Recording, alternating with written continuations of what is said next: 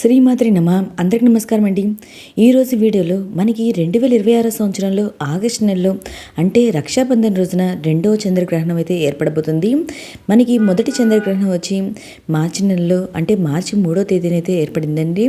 ఇప్పుడు మనకి ఈ సంవత్సరంలో వచ్చే చివరి గ్రహణం అండ్ రెండవ చంద్రగ్రహణం అండి.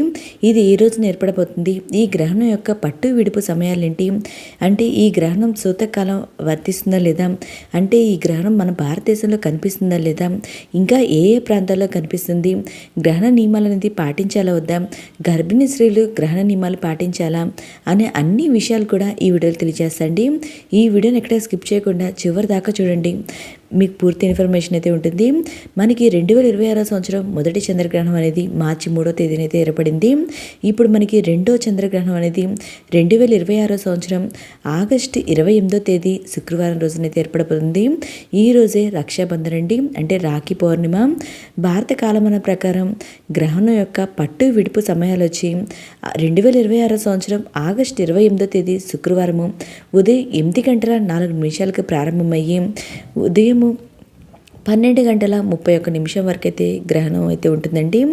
జ్యోతిష్ శాస్త్ర ప్రకారం మరియు హిందూ ధర్మశాస్త్ర నియమాల ప్రకారం ఏ గ్రహణమైనా మనం ఉన్న ప్రాంతాల్లో కంటికి కనిపించినప్పుడు మాత్రమే దానికి మతపరమైన ప్రాముఖ్యత మరియు సూతకాలం అనేది వర్తిస్తుందండి.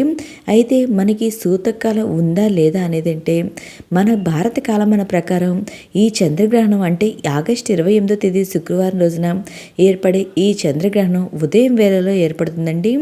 ఆ సమయంలో మనకి చంద్రగ్రహణం అయితే కనిపించదు కాబట్టి ఆ గ్రహణం మన భారతదేశానికి అయితే వర్తించదండి. అంటే గ్రహణ నియమాలు కూడా మనం పాటించడం అవసరం లేదు, గ్రహణం యొక్క సూతకాలం కూడా వర్తించదండి. ఇంకా ఈ గ్రహణం ఏ ఏ ప్రాంతాల్లో కనిపిస్తుందో వాళ్ళైతే గ్రహణ నియమాలు పాటించాలి, సూతకాలం కూడా వర్తిస్తుందండి. అంటే మన రక్షాబంధన పండుగ కూడా ఈ రోజైతే నిర్వహించుకోవచ్చు. మన అన్నదమ్ములకి మన రాఖీ అనేది కట్టుకోవచ్చండి.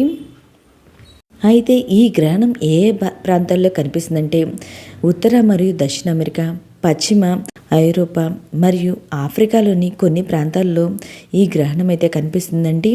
మన భారతదేశంలో ఈ గ్రహణం అయితే కనిపించదు కాబట్టి మనం ఎలాంటి నియమాలు సూతకాలము వర్తించదు. ఇంకా గర్భిణీ స్త్రీలు కూడా గ్రహణ నియమాలు అయితే పాటించడం అవసరం లేదండి. మన యథావిధిగా నిత్య పూజలు వ్రతాలు ఇలాంటివన్నీ కూడా నిర్వహించుకోవచ్చు. ఆ రోజు శ్రావణ శుక్రవారం కాబట్టి శ్రావణ శుక్రవారం సంబంధించిన పూజలు కూడా నిర్వహించుకోవచ్చు అండి. ఓకే అండి, మీకు ఈ వీడియో నచ్చినట్టయితే లైక్ చేయండి, మీ ఫ్రెండ్స్ అండ్ ఫ్యామిలీ మెంబర్కి షేర్ చేయండి. మీకు ఏమన్నా సందేహాలు ఉంటే నా కామెంట్ బాక్స్లో కమెంట్ చేయండి, ప్రతి ఒక్కరికి రిప్లై అనేది ఇస్తాను. Thank you for watching.